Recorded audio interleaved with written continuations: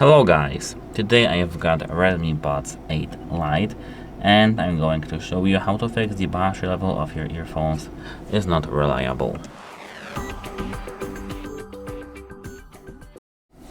So, the first thing that I need to say is that this is probably a broken battery sensor or just your earphones are broken and you need to contact device support.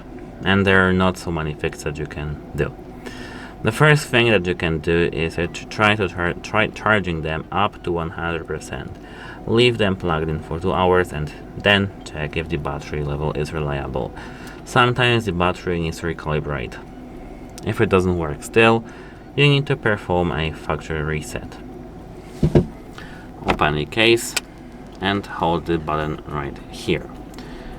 For 10 seconds till you see 2 long flashes on this little LED light.